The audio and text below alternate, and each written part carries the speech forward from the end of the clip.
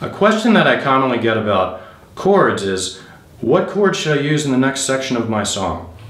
Well, it's important to know which chords go along with the key that you're in as your foundational chords, but aside from that, you may want to try something different. Try, rather than searching for new chords, take the chords that you are already using and add notes to them.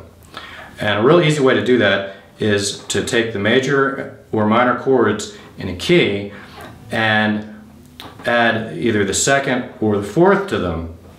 And let me show you what I mean. If I play a D chord basically has a D note, which is the root, an F sharp note, which is the third, and an A note, which is the fifth. Within that chord, it has the root, third, and fifth. Now if you take the third and you lower it down a whole step, you get what we call a D add 2 chord. So it's a major chord with the second instead of the third. On the guitar, if you're a guitar player, you can see it on the high string. You're just taking this F sharp note and lowering it down a whole step to the open string. And that's your D add 2 chord. A D sus4 chord, you would take that F sharp and just raise it up a half step to the fourth note of the scale, which would give you a G note, and that would sound like this. The reason it's called a D sus4 is because it's only a half step away. It's got a strong pull back to that third, which sounds like it resolves to it. So it's suspended, and then it wants to pull back and resolve to it. Where the add 2 doesn't, because it's a whole step away from the root and it's a whole step away from the third, it doesn't have such a strong pull. So it's called an add 2 chord rather than a sus2. However, this is sometimes mistakenly referred to as an add 9 chord because 9 is the 2 an octave higher, but it shouldn't be called that because that implies that it's a 7th chord, which sounds completely different. You know, a D9 chord would sound like that.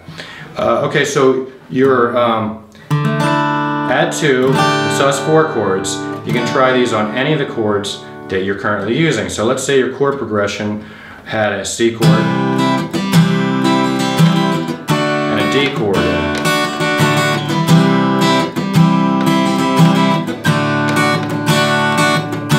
Let's try changing it to a C add 2 and then a D sus4 resolving to a D chord.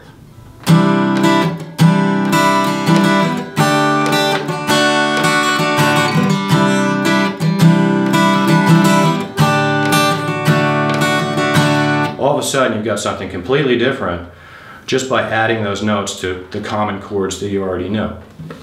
You can do this with bar chords. Works really well if you have a major chord. This is a C major chord. There's a sus4. There's major again. There's the add 2. And so you know, you can do it with this bar chord as well. Sus4. Add 2. It's a little trickier with the add 2 with this bar chord because you have to stretch your fourth finger up. But you can really hear this on the top of the chord where melodies can be created with the add 2 and the sus4. And a real good example of this is Happy Christmas by John Lennon, where he takes a chord, a D chord, an E chord in a 3/4 time feel.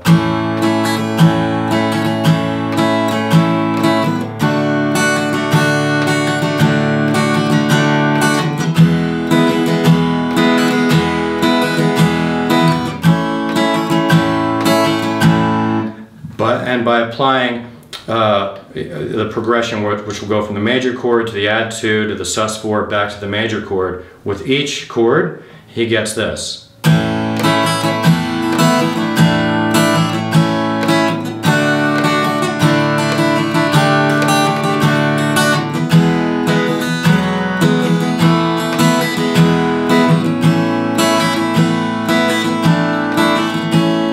And then he changes keys within the verse, which is a really unique trick, and he changes from the key of A to the key of D and does it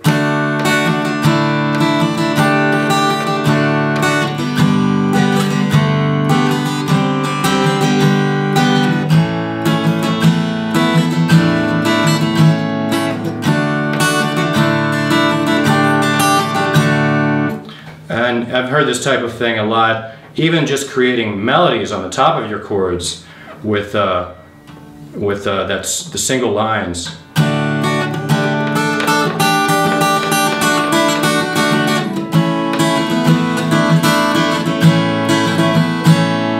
Which changes the chords to an add 2 and a sus4 chord as you do it. And there was a song that I wrote where I applied sus2 or sus4 and add 2 chords to every chord, and came up with something kind of mysterious sounding like this.